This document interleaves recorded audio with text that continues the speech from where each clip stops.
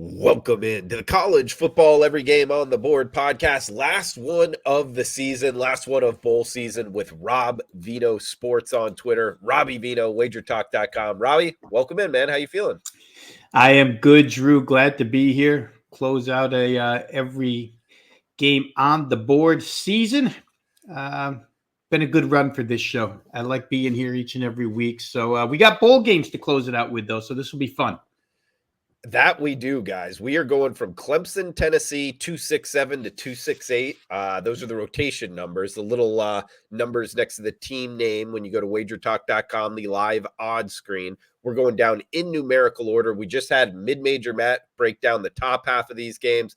Now we have Robbie Veno in breaking down the rest of the games scheduled here. Friday, December 30th in the Orange Bowl, Robbie, Hard Rock Stadium, Miami Gardens, Florida, 8 p.m. Eastern kick, Friday night lights. Clemson and Tennessee, ACC, SEC, -5.5. That's what we're seeing. Clemson as the favorite. 63.5 being the total. You liking anything in South Florida on Friday night? Well, I think, you know what I like to do, Drew, is I take the season-ending power ratings and make lines for these bowl games as the matchups are announced, and then try and see where the actual game lines go to. And here we got quite a turnaround. At season's end, regular season end here, I had Tennessee a 6.5-point favorite in this game, if all was the same as it was at the end of the season. We know there's injuries, opt-outs on the Tennessee side here. There's some on the Clemson side as well, but it's caused this game to now be Clemson -5. So to me, right away, I look and I say, wow, that's an 11.5-point reversal. Is it worthy? Are the personnel issues worthy of it? Take a quick look at Tennessee, right? Hendon Hooker, the big story. Obviously, he's not going to play. He's injured out for the year. Joe Milton in. Okay, we'll take Joe Milton as the quarterback. Then you get Jalen Hyatt, star wide receiver for Tennessee, and Cedric Tillman both out. But Tillman didn't play a lot of the season, and Tennessee still has a plethora of wide receivers that are capable in this game. Their offensive coordinator, Alex Golish, gone off to be the head coach of the University of South Florida. But I don't know that matters much because it's Josh Heupel's offense anyway. So all things considered, I'm not sure that the Tennessee defections are worthy of a 2-score reversal in the line. For Clemson, definitely a positive. Cole Klubnik is going to be your quarterback from here on out. He showed really well in the ACC championship game. I think that's a plus for Clemson offense. Look at the motivation or the excitement level in this game. I think both teams, Clemson really, you would think, is using this as a stepping stone into 2023 with their new quarterback. But the same can be said for Tennessee. And in fact, Tennessee starting defensive tackle Bryson Eason said that this team is dialed in and ready to play. So I think that my initial thought that Tennessee might be disappointed to be here, I have to reconsider after hearing the players say that they're dialed in. I think the point spread adjustment here, Drew, probably a little too much. If I had to at this moment, I think I would be on Tennessee plus the 5. Total here is 63.5. We could see the game get, into the high scoring, stratosphere, but I haven't taken a real keen look or a real solid look at the total as of yet. So right now I'd be looking at Tennessee plus points.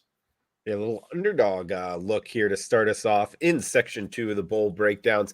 Seems like Clemson's played in the Orange Bowl an awful lot, Robbie. Not sure if that matters too much, but we got next game up Saturday, December 31st, the New Year's Eve card, which includes the playoff games. Bunch of games here on New Year's Eve. We'll start them here. Iowa and Kentucky, Big Ten, SEC, Music City Bowl, Robbie, Nissan Stadium, Nashville, Tennessee, where the Titans play their home games. Noon Eastern, 9 a.m. Pacific kick, -2. That's the Hawkeyes as the favorite. 31 the total. 31, not a team total. For the game, that's the total here, Robbie. Lowest total on the board. I remember these two played a bowl game a few years back that was a wild finish. We'll see if we get a good game here. Likely a competitively played game. That's what the odds makers are telling us. -2, 31 being the total. Are you liking anything Iowa and Kentucky, Rob? Yeah, it's crazy, Drew. Two bad offenses. without their starting quarterbacks. Will Levis opting out for Kentucky, Spencer Petras out for Iowa. So you're going to get 2 backup quarterbacks for bad offenses. And you're likely to get rain in this game. Forecast is calling for rain showers anywhere between, from what I saw, 52 and 57% chance of rain for all 4 quarters. Temperature anywhere between 57 and 60 degrees. So the cold or heat won't be an issue. It would be the wet weather on a grass field with bad offenses, with backup quarterbacks, and you can see why this number is 31. However, in modern day college football, playing under 31, you can do it. I won't do it. And that can be done by mistake in a lot of these games, especially with backup quarterbacks. You could have the defenses getting turnovers and setting the offense up in good field position here. Power ratings said that Kentucky should have been a half-point favorite in this game, so maybe a little room there for them. I think because both of these teams, Drew, really depend upon rushing the football, the edge where running backs are concerned certainly goes to Kentucky. They've got the better duo, Chris Rodriguez and Kavasier Smoke, much better than what Iowa brings to the table. However, Iowa's run defense is better than Kentucky's. But if Kentucky can stack the box, I think those things neutralize each other. This is a bad football game from an aesthetic point of view. But I think if I had to, I'd probably try the Kentucky side. Now, Kentucky, let me just say this. They're going to be playing a redshirt freshman quarterback, Kaya Sharon, 17 of 28, 187 yards this season. It's his only action in college football. 2 TDs and an interception. More of a pocket passer where Will Levis brought a lot of running ability to the Kentucky offense. That's probably gone in this game. So one key component from Kentucky's offense, aside from his leadership, certainly fundamentally will hurt UK. On the other side, Alex Padilla, the quarterback for Iowa, is a junior. He's had a lot of action, 157 pass attempts in his career, not very accurate, 49%, 3 TDs, 4 interceptions. So make of that what you will. I think when push comes to shove in a game like this, I would probably like the underdog, but not something that I bet, and probably not something I'd be on. Maybe in-game betting is best for that contest. 12 noon Eastern kick in the Sugar Bowl. Next game up, 271, 272, Kansas State and Alabama. 56 being the total, -6.5. That's the Alabama Crimson Tide. Rob, we don't see Alabama not playing in the playoff very often. We get them here.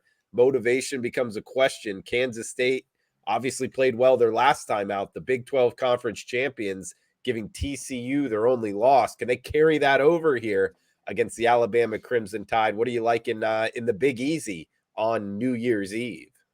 You know, I anticipated, Drew, being contrarian in this game where motivation was concerned just off of the way Nick Saban reacted to his team not being invited into the Final Four party. He looked a little bit perturbed. However, you don't know if the players are going to feel the same way as the head coach. And lo and behold, Alabama, very, very few opt-outs for this game, including, guys that are projected to be number 1 and number 2 selections, not first and second round, but number 1 and number 2 overall in the upcoming draft. Bryce Young and Will Anderson, both are in. They've got 6 major top-level personnel guys that have all decided to play in this game rather than opt out. So Alabama, to me, when I see that, it looks like a team with a point to prove. You should have put us in instead of Ohio State. And I wouldn't be surprised if they tried to put a stamp on this particular contest. Can they do it? Personnel-wise, Drew, and statistically, it would seem to be a little bit of a mismatch here. You've got, perhaps the second best SEC team against a team in Kansas State that played in a Big 12 that, they've got a lot of good teams, but they have nothing superior. They didn't play any fantastic defenses. I don't think they played any quarterbacks, the likes of Bryce Young. They haven't faced a pass rusher, the likes of Will Anderson. So you start adding up all the fundamental matchups here, and you come up with a lot of Alabama. My power rating suggested Alabama should be a 13-point favorite on neutral field. They were 5.5 up to 6.5 at this point in time. Malik Knowles the star wide receiver for KSU who went down in the TCU game, will play here. That's a big bonus for Kansas State because that trio of offensive players, Will Howard, the start of the season second string quarterback who turned out to be the best quarterback they have, Will Howard, Deuce Vaughn, terrific running back, and Malik Knowles. That trio produces almost all of their offense. So that's a real big boost for KSU to have Knowles in this lineup. I think Alabama is going to take exception again to not being put in the Final Four. And I think they'll put a target on Deuce Vaughn, a guy who's got a lot of notoriety this season, rightfully so. He's a terrific running back, but I think Alabama will take that as a challenge. I think they'll take this Kansas State offense as a challenge. Kansas State in 10 Big 12 games this year allowed 27 or more points. So it's not your typical, like Bill Snyder, great defense, grinded out games type of team. They give up points, they score points. Good point spread team this year, 10-3 ATS. They've gone over this particular total of 56 in 7 of their last 10 games, averaging 58 points per game combined. So certainly you can see the difference in what we think of K-State as to what they were this year. Couple of numbers, if you guys are out there, are first half or second half bettors. KSU was 10-3 against the spread in the first half. They were 7-1 to the under their last 8 games in the second half. I don't think Kansas State can hang in the trenches with Alabama. Certainly a lot of these games are won right there at the line of scrimmage. I would probably be on Alabama in this game, Drew. Perhaps maybe a slight look at the over, just because that's the way Kansas State has leaned all season long. Interesting take, Robbie. Haven't heard a lot of people taking Alabama. You bring up some good reasons why. Great analysis here from @Rob Veno Sports on Twitter. Check him out, wagertalk.com, on a hot bowl run here, 7-3 to start off the bowl season. We got Ohio State and Georgia next up as we're talking. Guys, we're going down in rotation order, but the playoffs are the 2 games next up. Ohio State and Georgia, 8 p.m. Eastern. In the Peach Bowl, Atlanta, Georgia, MERCEDEZ-BENZ Stadium. That's where the Falcons play their home games. 62 being the total here, Rob. -6.5. That's Georgia as the home favorite. They're listed as the home team, not in Athens, but in Atlanta. You got to think a little bit, though, Robbie. I know it's a neutral site game, but it's in the same state. Georgia's played in this stadium. This will be the 3rd time this season. They blew out Oregon. They handled LSU in the SEC championship as well. I don't know. Do you give them any advantage because of kind of where this game is being played? I know Ohio State travels very well. There'll be a lot of Ohio State fans there, but maybe a little lean here, a little home field advantage towards Georgia. What are your thoughts on that? What are your thoughts on this game? -6.5. That's Georgia as the favorite, 62 being the total. Yeah, I think you have to give them a little home field advantage here, Drew, but certainly not the full home field advantage that you would normally give Georgia if they were playing a team here. For instance, when they played Oregon to start the season, you would expect a 75-25 split in crowd in favor of Georgia. As you said, Ohio State travels really well, and the ticket allotment is dispersed evenly. So I think that the folks from Columbus for a national semifinal game are certainly going to show up, and we'll see a lot of red in the stands here.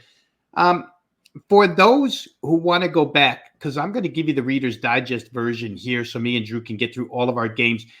Myself and Drew, along with Ralph Michaels, analyzed this game in depth on the Best Damn College Football Show. If you want to see full analysis from all 3 of us, you can go back and watch that Wager Talk TV show that we did earlier in the day today. Briefly, I'll say this. I think that Ohio State has 2 concerns here. A, the Michigan game, because Michigan is a lot like Georgia. And in that Michigan game, Ohio State got blown out of the line of scrimmage and they gave up 5 touchdowns of 45 yards or more. 4 were 69 yards or more. And B, Georgia, facing a team that's a lot like Ohio State, Tennessee, was able to shut down the Tennessee pass attack. Now, I make one difference in that particular game where Ohio State played Michigan. In that game, Ohio State had to prepare for J.J. McCarthy, a running dual threat quarterback.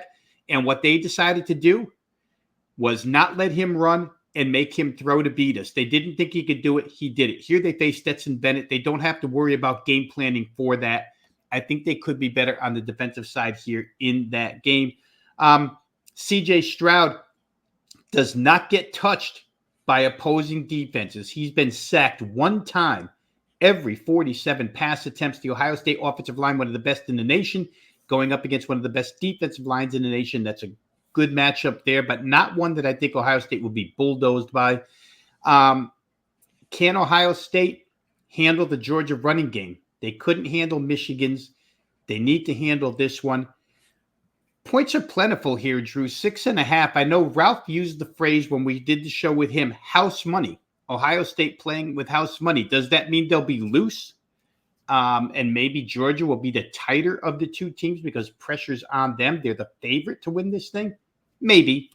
But I would say that, if you just go up and down these rosters, there's as many 5 stars on one side as there are on the other side. Ohio State doesn't lack for personnel. I think Ohio State plus points. Maybe they keep this one closer than the point spread indicates. It's what my power ratings show. Maybe they don't win, but they cover the number.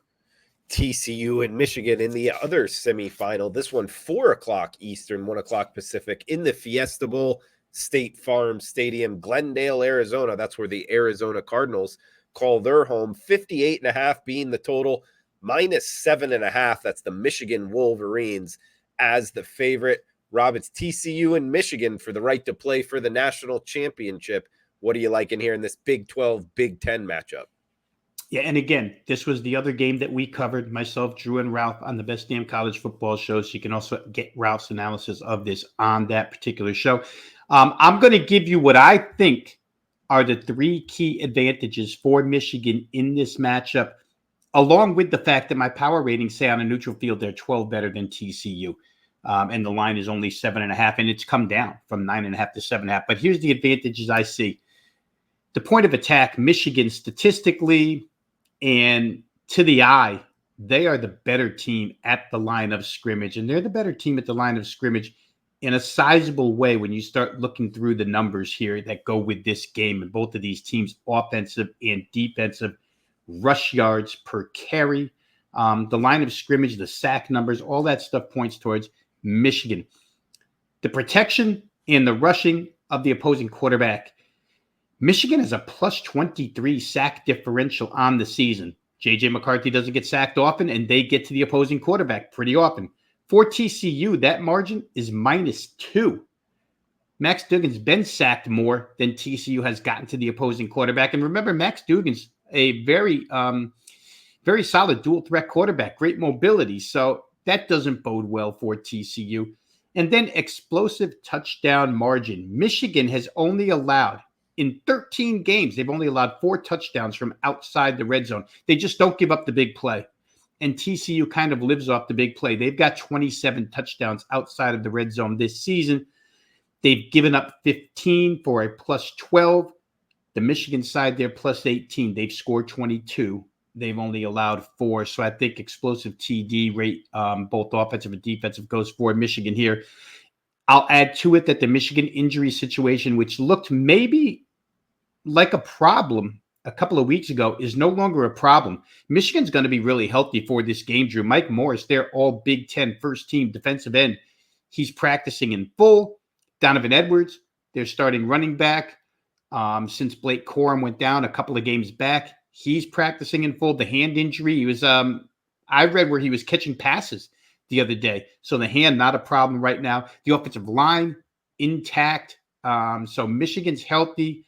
I think they're pretty focused here. I think TCU has worn down a little bit as the season went on. So many come from behind victories. Kind of wears on you a little bit. I think Michigan's the right side in that game. All right, playoffs in the book here from Rob Veno. Last section of the Every Game on the Board podcast. We got 4 games left, all on January 2nd to end it here, guys. SEC and Big Ten next up here. Raymond James Stadium, Tampa, Florida, Monday, January 2nd.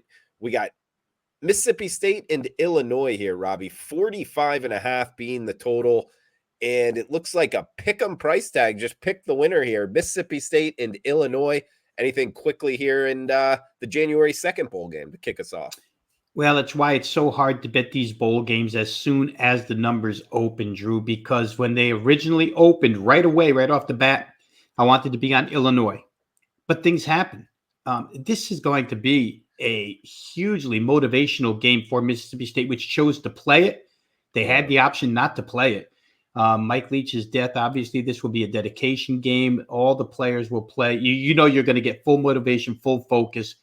It'll be inspirational. It will definitely be, you'll get a firm effort out of Mississippi State. Now, on the Illinois side, where I wanted to be to begin with, their top running back, Chase Brown, opted out of this game. And without Chase Brown, Illinois is not the same offense. Let's add to this, Drew, real quick here, that Illinois has great pass defense numbers on the season, except their two all-first-team Big Ten corners opted out of this game against an air raid offense. You're going to leave them shy defensive backs against an air raid offense that's motivated. I've come full circle on this one. Even if it were just the motivational, play this one for Mike Leach, and that's all I had to go on. I think I would still bet Mississippi State at pick 'em price here. Weather's going to be good. I'm showing 74 to 78 degrees, sunny, only 5-mile-an-hour winds, so the pass game won't be affected at all. I'm going to try Mississippi State in that game. Yeah, it's the opt-outs which you bring up are huge for Illinois, and then I mean the whole Mike Leach, may he rest in peace, and they're playing in where they have pirate ships on the field. It's just I don't know. I'm not going against Mississippi State. I know that much. We get Tulane and USC up next here, Robbie, in the Cotton Bowl. Tulane, what a season for the Green Wave. Willie Fritz and company there in the Big Easy. 62 being the total. USC, that's the Trojans, minus 2-point favorites here. This should be a good one, Robbie. Interesting handicap, competitively priced here. Tulane and USC. You liking anything in this one? Yeah, I think, at first glance, Drew, you would say definitely we know we're going to get full focus, top effort out of Tulane and Willie Fritz, right? This is territory they've never been in. And I can't remember the last time Tulane was in a major bowl game like this on New Year's Day or January 2nd this year, the way it falls. This type of bowl situation. So Tulane's going to come to play, and it's a good football team. No question about it. USC, on the other hand, you could go back and forth. I don't think they'll be motivated. Well, maybe they will. Maybe they won't. I'll say this. Caleb Williams, as of an article I read earlier today, is going to play in this game. Caleb Williams did not have to play. Had a hamstring injury. Could have sat out of this one. Got a couple of key offensive weapons that won't be available in this one. He could have sat up, but he wants to play, as do a couple of other USC starters who are taking this one pretty serious. So maybe we get a full effort out of both sides here. A lot will be made out of the fact that Jordan Addison, the top wide receiver for USC, isn't involved here. But guess what? Receivers 2 through 4 are playing in this game. So Caleb Williams is going to have weapons. Austin Jones has played running back for the last 2 games without Travis Dye and done very well. USC is missing a couple of key offensive line components out of this one, either for injury or opt-out. That may be the biggest thing to worry about with USC here. I think Tulane comes focused, as I mentioned earlier. The USC defense is not very good. I'm going to say this because we're recording this, Drew, a little bit prior to when this game is going to be played. And Caleb Williams has not been officially announced as the quarterback yet. I'm going to say if you like the over in this game, which I do, you play that right now. USC's offense has been spectacular all season long. Tulane has seen nothing like it. And on the other end of that equation, USC's defense has been less than spectacular. And Tulane has been led by Michael Pratt at quarterback, has been really good. So I think you're going to get points from both sides. Good conditions, right? This is in Jerry World in Arlington, indoors. Right now, the total sits at 62. Once Caleb Williams is announced as the quarterback, it's going up. So get it now. If you like Tulane, wait around until he is announced. You'll get a better price if you like Tulane. If you like USC, you're better off to get them now. So I think all this line movement is going to swirl around Caleb Williams, who has indicated, like I say, he's going to go. So I think that's a big deal here. I like over in that game, though, Drew. Anything involving USC with their offense and lack of defense, I think we can safely get home over 62 points.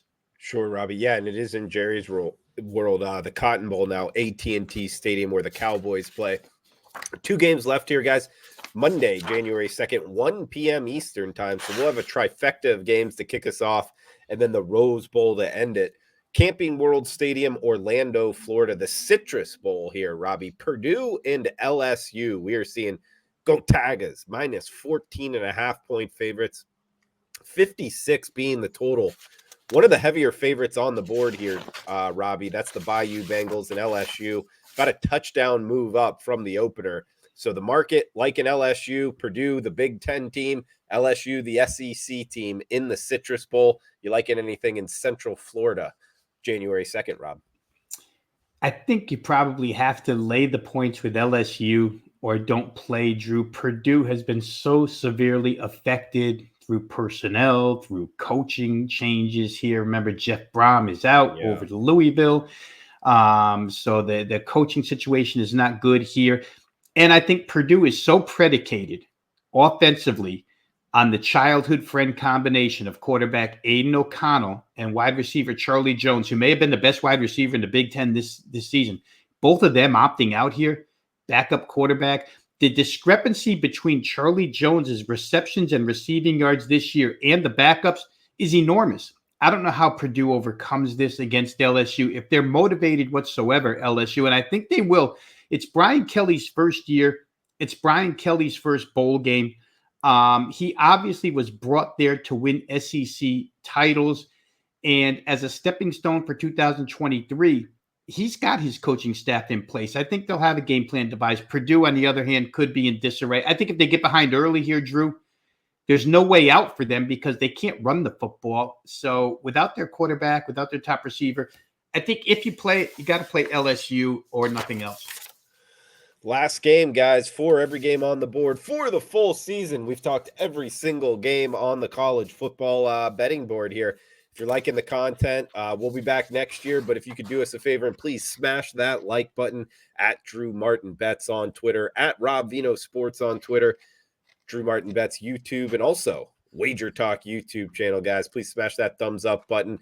Let us know in the reply section below if you're watching, where you're watching from, what you're looking to bet, where you agree, where you disagree. All is welcome. Always love to read the replies here, guys. I'll be in there throughout the week answering any questions as well as we end it here. The one for the Roses, Robbie. Rose Bowl, Pasadena, California, 5 o'clock Eastern time, 283-284, Utah Utes, Penn State, Nittany Lions, Pac-12, Big Ten, minus 2.5. That's Utah as the favorite, 52.5 being the total. Liking anything in Pasadena to end it, Robbie? I'm going to be brief here, Drew, because I can't back this feeling up with a whole bunch of statistical info, but I like Penn State in the game. I mean, the opt-outs, Penn State hasn't had a bunch, but they've had a couple more meaningful than has Utah. Kyle Whittingham's bowl record, nobody wants to go against that, but I think I do here. I think when you size both of these teams up, Penn State matches up real well with Utah. Utah, obviously a physical team out of the Pac-12, not necessarily the norm for Pac-12 teams. But just living in this area, Drew, this James Franklin era, everything I'm reading, this is a hugely important game for James Franklin at Penn State. Not that he's going to be fired, but just to win something that matters for once for Penn State. Players seem to be extremely motivated. Again, I don't think in fact, I would say this. I think if you had to choose rosters, like if you were in a schoolyard and you were picking sides, you would probably pick Penn State's side over Utah's side, even with the opt-outs.